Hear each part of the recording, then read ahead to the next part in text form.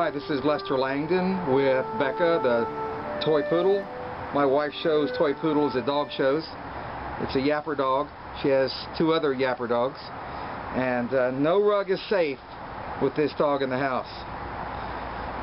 So last week I closed a 6-unit apartment property in the Montrose area.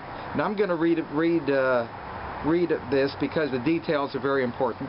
This is our rant, because we've had to avoid landmines and we've put out grass fires and we've been killing snakes, and this is one of those instances. So the seller of this 6-plex in the Montrose area knew what he was doing. A lot of experience, very smart seller. We offered him some of my commissions, and of course he gave us a small startup retainer fee. So we had the I had the property in the market about 2 weeks, and then we got an offer.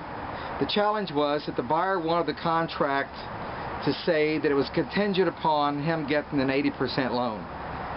And I know of no lenders willing to do that in this neighborhood, especially since the annual net income was only 5% of the sales price. No, the annual net income, yeah, it was 5% of the sales price.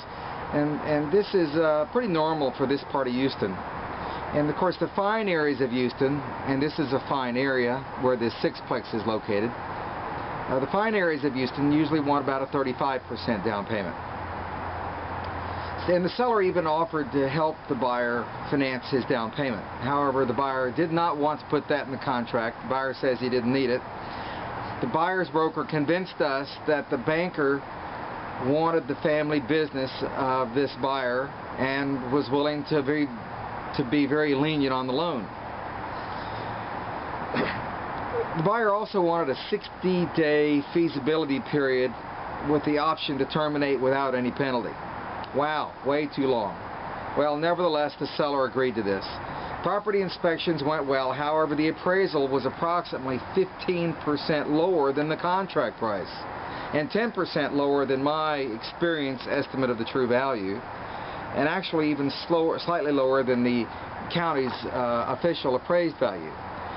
The seller was having conspiracy theories about the methods of the buyer, who wanted the seller to reduce the sales price down to the appraised value, down to the appraiser's value. The seller agreed to pay for a new appraisal by the same appraiser after the seller showed the appraiser evidence of higher rents with the tenants having signed lease addendums. Nevertheless, the appraiser sent out a revised appraisal for the original contract price, which was 10% higher than his original appraised value. So the buyer wasn't happy. The seller and the buyer agreed to a price for the contract. It was 5% lower than the original contract price, and it was of course 1% higher than my original estimate of value. The seller was moving around the country due to his military obligations and was emailed the closing documents to Hawaii. Tough assignment. However, the buyer broker and the title company forgot to add a $500 credit to the buyer for the original option feasibility fee paid to the seller at the beginning of the contract.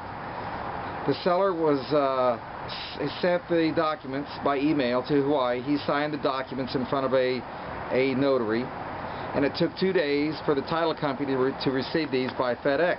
The bank took 1 additional day to review the title company's signed documents, and then the buyer noticed that the $500 option fee credit was not on the buyer's side of the closing statement. And it was supposed to fund today, and too late to get the seller to sign a new closing statement. So they have verbally agreed to a $500 payment from the seller to the buyer outside of the closing. But the bank funding was received by the title company at 4:20 Friday afternoon, too late for the title company to send the money to the sender, put to the seller by wire.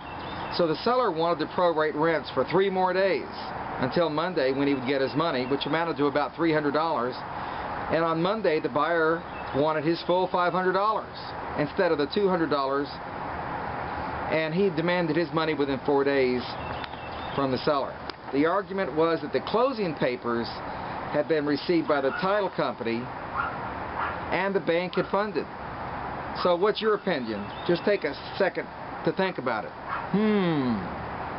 So in my 18 years of experience, this is the first time I've encountered this problem. I was wrong. The Department of Insurance definition of a title company closing of transaction includes passing of consideration, which means the seller has to get his money and documents have to be recorded at the county courthouse, which had not yet happened until Monday or Tuesday. So the seller offered to send the $500 to the buyer, less the $300 for prorated rents, and I suspect that this is over, but we'll find out later. So be sure to review this entire website, Houstonius.com, that's HoustonIUS.com, especially the category entitled Useful Resource Links. I enjoy helping people, so ask your friends to call me at 281-236-8189. And this is Lester Langdon and Becca closing out. Thank you.